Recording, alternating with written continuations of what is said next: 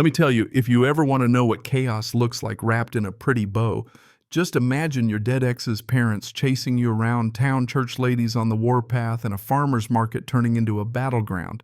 I swear, if you told me a year ago that my life would be a cross between a Lifetime movie and a bad sitcom, I would have laughed you right out the door, but here we are. Buckle up. So here's the deal. My daughters Lily and Emma are teenagers, smart and sweet, but tough as nails. Last fall, their dad, my ex, David, got himself killed in a car wreck. Now, I'm not going to sugarcoat it. David was cheating, and not just a little.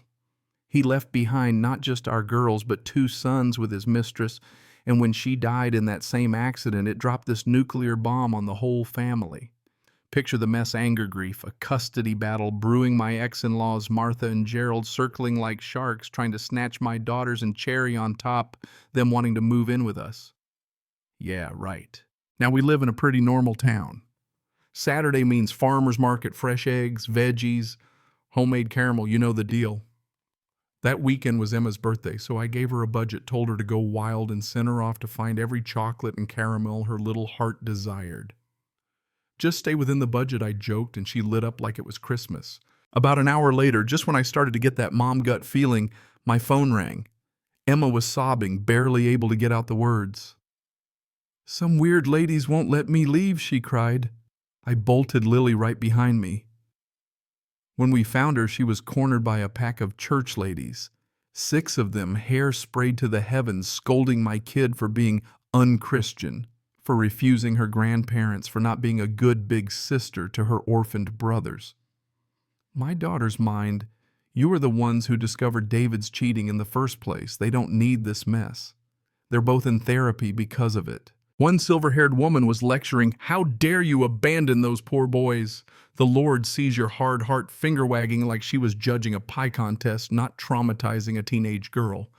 I shoved myself between them, and Emma told Lily to grab Emma's stuff and get to the car. Then I let those women have it. "Who do you think you are harassing a kid?" They puffed up, rambling about God's message and how I was a bad Christian for not bowing to Martha and Gerald. My jaw dropped. I mean, come on, my kids have been through enough. Security showed up, voices rising. Next thing I knew, we were all being escorted out of the market. Those women actually followed us, muttering and glaring the whole way to the car. I drove off, knuckles white on the wheel. Lily asked, "Who were those people?" And I just said, "Martha's church friends." Emma was still crying. They said I was going to hell for not loving my brothers. That was the night I hit my limit. After the girls went to bed, I called Mark, one of the only decent people from that church. He apologized like crazy, then spilled the real tea. Martha had been stirring up drama online, posting these wild stories about how my girls and I are monsters, leaving their poor grandparents homeless and penniless. They're not blaming us for taking away their grandsons. She even twisted the truth about the affair, claiming the mistress was some kind of surrogate because I supposedly couldn't have more kids, then made up some garbage about me rejecting the boys for being boys. I nearly threw my phone. Lucky for me, since my divorce wasn't finalized before David died, I still had all the evidence, texts, photos, emails, proof of the cheating, the support from his parents, and even messages where they called my girls bastards and blamed them for their dad's death. Yep, 2 days after the accident, they were already at it. I printed every last piece of evidence on glossy paper, put it in binder style, just like church hymn packets. The first page, a shot of David and his mistress making out faces crystal clear. David and Vanessa's love story, I wrote underneath. Petty, maybe. Necessary, absolutely. Early Sunday, I dropped the binders at the church, slipped them right in with the hymn books.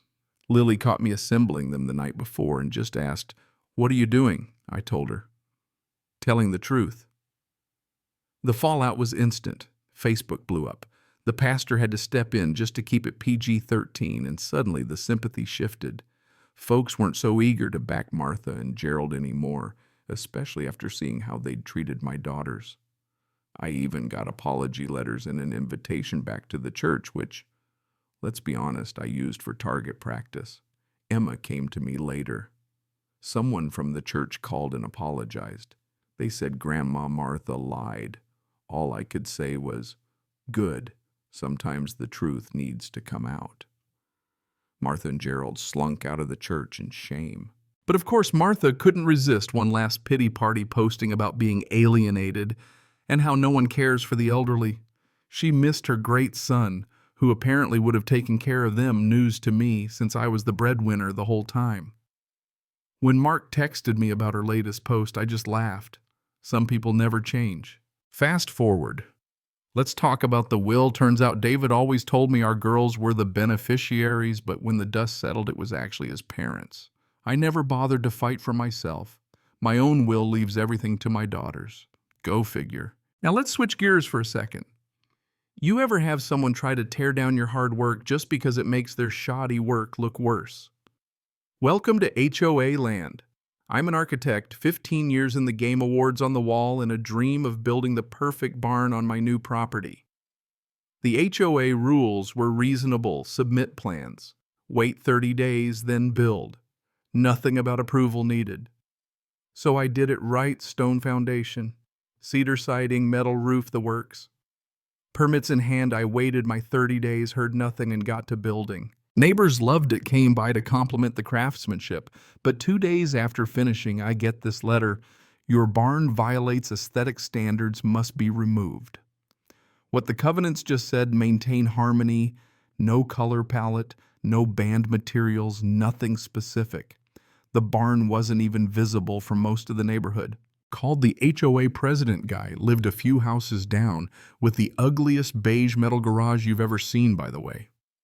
He tells me my barn is too industrial, not upscale enough. I point out his own garage, remind him I followed the rules, and he just gets huffy, says I'll hear from their lawyer. And sure enough, I do, threatening daily fines, quoting some vague section about harmony. Fine, I ask for a committee meeting. I walk in, loaded: architect's license, permits, photos, property value data, the whole 9 yards. Committee's just the president and 2 board members. He ignores my proof, demands changes, paint, roof, landscaping, but can't give me a straight answer on what exactly needs to change. That's when it clicks: my barn makes his garage look even worse. He's not protecting the neighborhood, he's protecting his ego. So I do what any stubborn architect would do. I walk the whole neighborhood, camera in hand, notebook ready. I find 6 properties breaking more rules than mine, including the president's garage and a neighbor with a neon blue shed. I hire a pro photographer, take magazine-worthy shots of my barn and all the so-called violations. My remediation plan ends up 50 pages long, full architectural analysis, color surveys, landscaping comparisons. And here's the kicker: a demand that the HOA either approve my barn or enforce every standard equally across every property. Selective enforcement. That's a lawsuit waiting to happen. Board meeting comes, big crowd, lots of interest. I present my case, show every violation, and challenge them to enforce the rules fairly. The room gets real quiet. Board member, a sharp woman, grills the president. Had he ever enforced these standards before? Had anyone else complained? Were there any actual documented standards? He admits, nope, nope, and nope. Residents speak up, say my barn is gorgeous, better than most, and they're worried about arbitrary enforcement. Someone even points out the president's garage is the worst offender. The board votes my barn is approved, no changes needed. Then the same reasonable board member motions to develop real written standards and forces the president to recuse himself from all future architectural decisions. Motion passes. The president sulks off the board a couple months later. Best part, about a year on, he puts his house up for sale. His garage looks so bad in the listing photos he has to repaint it just to get buyers interested. Meanwhile, my barn is a neighborhood showpiece. I've designed 2 more for neighbors.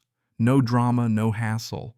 Sometimes you just have to beat people at their own game. Funny thing, when I'm in my barn working on a new project, I still think about how far petty pride will push someone, and how, if you hold your ground, the truth and a little paperwork can be the best revenge. So what do you think? Was I wrong for going nuclear with the evidence at church? Was the HOA president just insecure, or do some people really need a taste of their own medicine? Let me know in the comments. Share your stories, drop your opinions on justice, and if you've ever taken on the system and won, I want to hear about it. Don't forget to subscribe And hey, tell me where you're watching from. This is real life, folks, and sometimes it's stranger than fiction.